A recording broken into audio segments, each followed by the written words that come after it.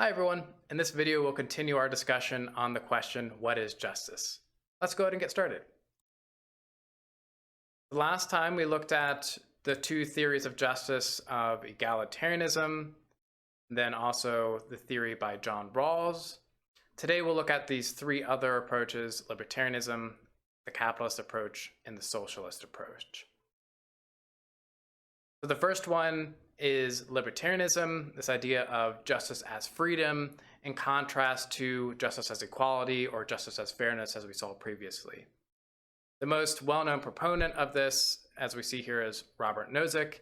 He was a contemporary of John Rawls and argued directly against what Rawls had to say. So as we saw last time, Rawls was okay with inequality, but there were certain levels of inequality that he said were unjust. Now, for libertarian, or at least the libertarian approach to this, is that what matters most to distribution of wealth isn't that distribution per se, but how people obtain their wealth. That the only thing that we really need to consider is the moral right to freedom. So the right to freedom is the primary right that everything else is based around. Restrictions on freedom are only justified if they follow these two criteria: if they prevent greater restrictions on freedom, or if they are meant to restore property from the rightful owner. So if someone steals somebody from somebody else, well, sure, you can take that away from them against their consent to give it back to who it actually belongs to. So as a result, the right of freedom will require, of course, private property. It will require freedom of contract, require free markets, and perhaps most controversially, it will require the elimination of all taxes because, well, taxes involve taking money away from somebody without their individual consent. Sure, you might have the consent of the majority, but you'd have to get consent of each individual that you're taking that money from, which taxes don't do. So this includes any taxes that would pay for social welfare programs that most modern societies have. So to continue discussing this, the libertarian approach to justice, to distributive justice, is that all that matters is that goods have been distributed from free individual choices. An unjust distribution is any distribution that the goods are taken from others against their will. This idea that taxation is theft. Well, it's always wrong to take something from somebody else against their consent. Inequality simply does not matter at all. Even if it's extreme inequality, imagine the inequality that we see in society today, multiply that by 1,000,000. That still doesn't matter. For a libertarian, all that matters is that the distribution of wealth results from free individual choices, that money wasn't taken from somebody else against their consent and given to somebody else as a result, or used for a program to help somebody else. Everything has to result from free individual choices. That's ultimately all that matters. So something similar, but not the same, is what we can call the capitalist approach. The capitalist approach deals with the amount that you have personally contributed to society. If you've contributed a lot, then you deserve a lot back. So this is justice based on contribution. Benefits should be distributed according to the value of the contribution the individual makes. Benefits received should be proportional to the value that you contributed. Now, there are some potential problems with this. Some individuals, think of individuals with severe disabilities, or perhaps individuals that are older, or even individuals that are younger. At some point in your life, you will not be able to contribute enough for the benefits that you need back to survive, whether that's from an early age or to a later age, or perhaps some people their entire lives if they have some severe disability. Some people are sympathetic to the capitalist approach in general, but there does seem to need some type of exceptions for society as we know it to continue to function. This is where we get to the socialist approach. The socialist approach to distributive justice is justice based on needs and abilities. So just like all the other terms that we've talked about so far, there are many different ways people use the term socialism. Our author is using it in a very narrow sense just to talk about a socialist view on distribution of wealth. Now, this view of distribution of wealth, or distribution of the goods of society, is that a just distribution is based on the needs and ability of each individual. A quote from many socialist writings, it's unclear if the original person who said this, the quote is, "From each according to his ability and to each according to his needs." That work burdens should be distributed according to someone's abilities, and benefits should be distributed according to people's needs. Velasquez gives the example of a family here. He says, just as able family members willingly support the family, and just as needy family members are willingly supported by the family, so too are able members of a society should contribute their abilities to society by taking up its burdens, while the needy should be allowed to share in its benefits. Now, the term socialism is a controversial term in today's politics, but the reality is, in terms of socialism, in terms of just distribution, is something that's already well integrated in basically every first world country. A key example that we could use from the United States is the Americans with Disability Act, actually that was signed into law by a Republican.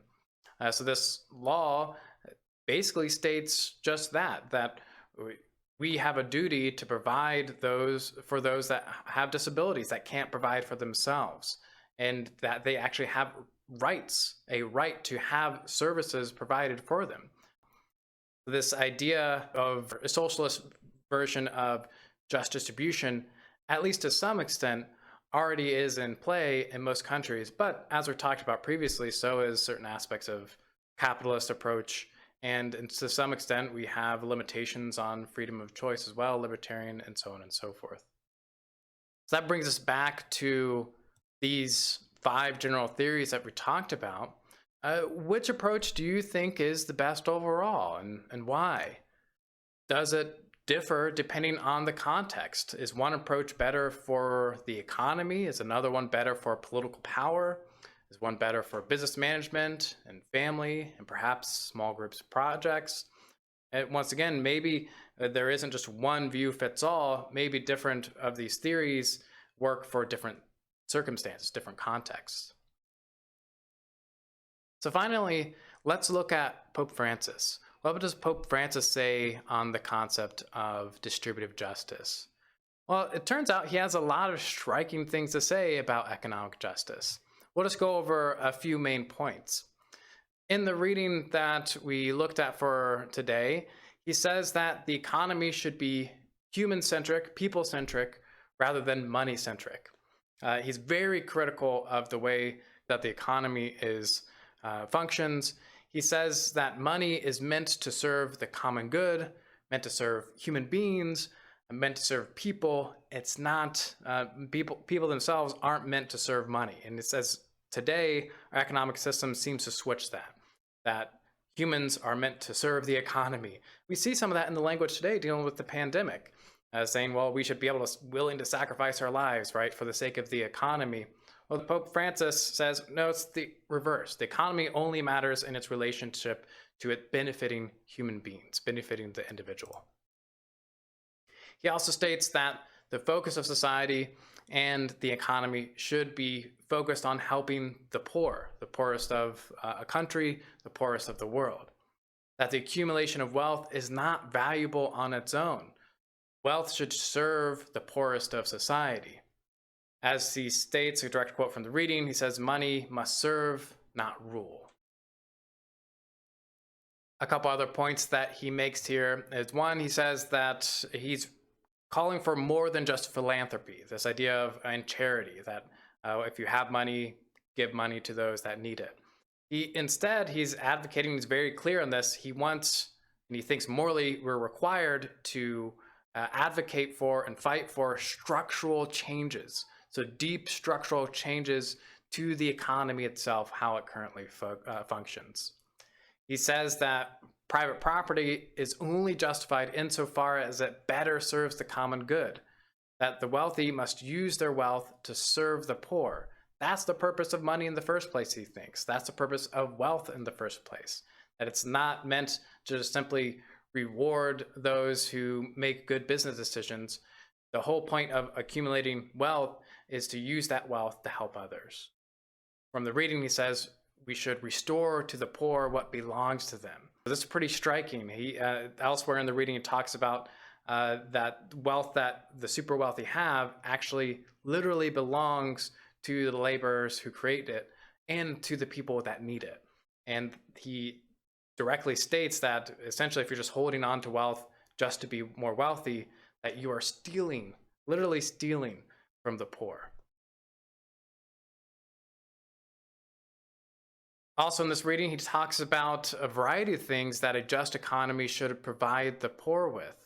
He says, one, he thinks that the society should provide basic sustenance to individuals.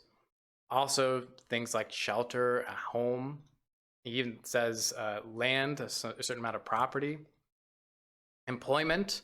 But it goes beyond these basic necessities, beyond basic sustenance. He thinks that a just economy, a just distribution of wealth, would also provide education to the poor, provide health care, provide access to new technologies and recreation and the arts. A happy, fulfilled life shouldn't just be reserved to the wealthy, that we owe it to everybody in society, and in particular to the poorest of society, to have access to all of these things, not just to the wealthy.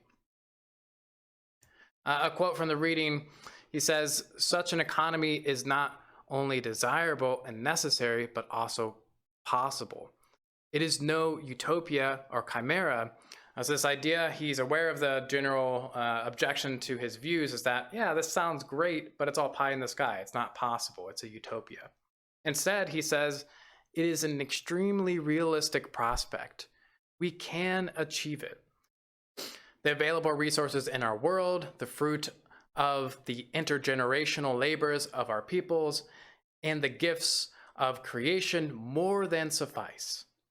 He goes on to say, working for a just distribution of the fruits of the earth and human labor is not mere philanthropy, it is a moral obligation.